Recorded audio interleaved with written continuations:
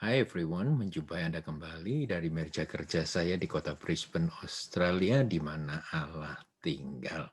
Saya Pastor Hania Saputra ingin berbagi berkat mengenai unchanging love, kasih yang tidak berubah itu.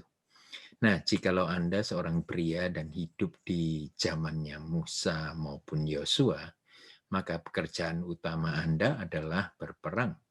Ya, sebagai contoh bangsa Israel yang harus merebut tanah perjanjian itu, ya kadang-kadang mereka juga enggan untuk berperang dan sedikit pengecut untuk masuk ke dalam peperangan. Sehingga kita temukan di Yosua pasal yang ke-18 ayat 3 berbunyi demikian, berapa lama lagi kamu bermalas-malasan sehingga tidak pergi menduduki negeri yang telah diberikan kepadamu oleh Tuhan Allah nenek moyangmu. Ya, suatu pertanyaan, suatu tantangan kepada kita semuanya. Dan di ayat itu berbicara tentang berperang.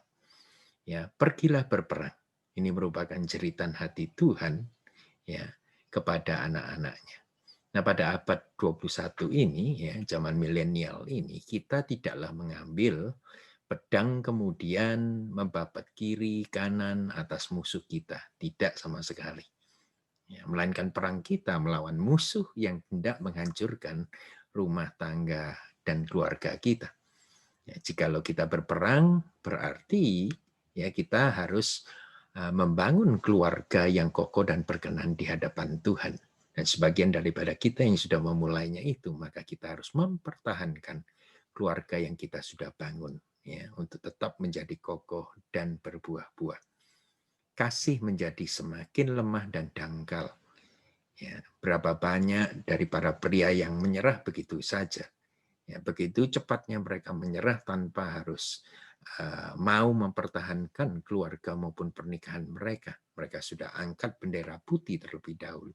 Karena mereka merasa terlalu banyak dan terlalu mahal mengasihi pasangan hidup mereka.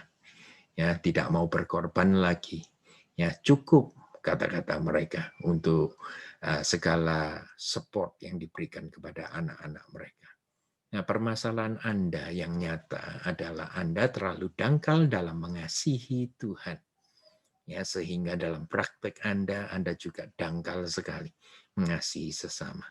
Ya, pernikahan merupakan satu iklim di mana kasih itu mengalami tes yang terbesar.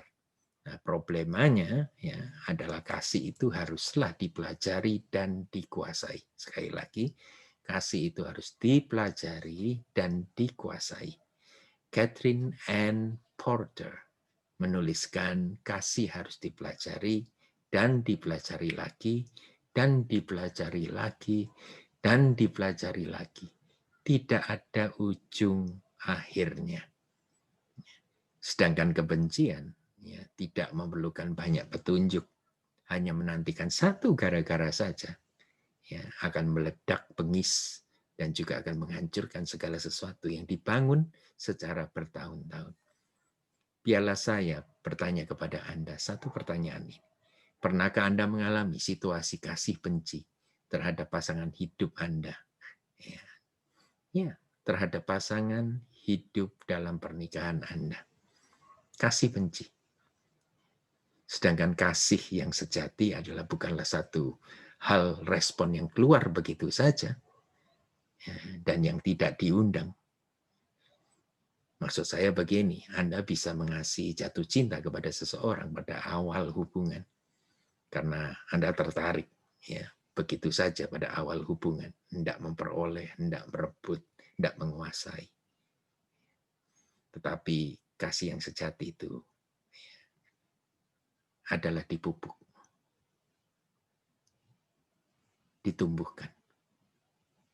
Sedangkan kebencian cepat sekali pertumbuhannya. Oleh karena itu kingdom love haruslah dipelihara apa yang sudah ada, ditingkatkan mutunya, ya, dan dipraktekkan setiap harinya. Nah, kultur modern ini sudah melupakan perihal itu untuk memelihara kasih. Sebab mereka mengatakan kasih bisa dibeli dengan apa saja yang mereka miliki. Ya, bahkan ada ya berapa banyak.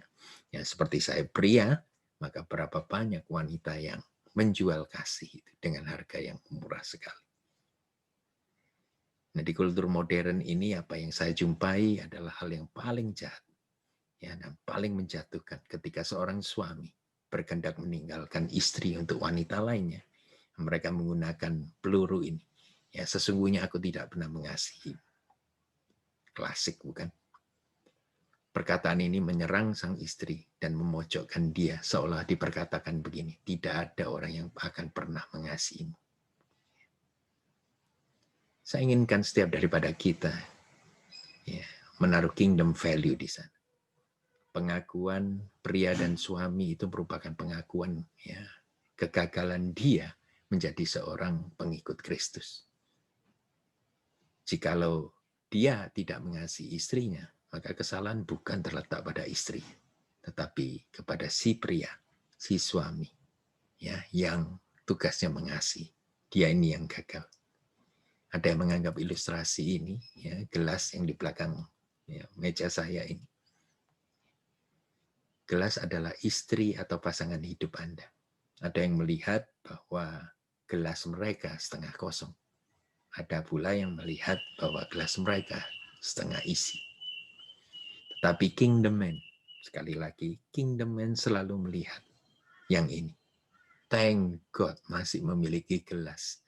Dan dalam gelas itu masih ada isinya, masih ada airnya. Nah, ketidakpuasan akan selalu mengarahkan hidup Anda akan menjadi kecut dan selalu berpikiran sangat pendek sekali. Sedangkan kalau saudara dipuaskan, ya, itu akan menjadikan kehidupan Anda itu besar, kehidupan Anda itu manis. Yesus memanggil kita untuk mengasihi. Mungkin seseorang yang menjengkelkan. Bahkan kita diperintahkan untuk mengasihi musuh kita. Jadi seorang suami yang berkata, aku tidak pernah mengasihimu. Aku sudah kehilangan kasih atas diri. Itu sama saja dia berkata, aku tidak bertindak seperti seorang pengikut Kristus. Ketika kita mengasihi dengan benar dan baik, maka kita memperkenankan Tuhan. Kasih merupakan satu alat peperangan. Berperanglah bagi keluargamu, bagi pasangan hidupmu, bagi anak-anakmu, bagi rumahmu.